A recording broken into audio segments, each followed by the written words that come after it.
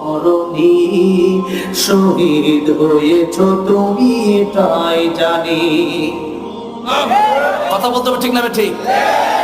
আল্লামা সাঈদী তুমি মরণী শহীদ হয়েছ তুমি তাই জানি। কারাগারে কাটালে 13টি বছর, বাতিল কেঁপেছে তোমায় দেখে থর থর।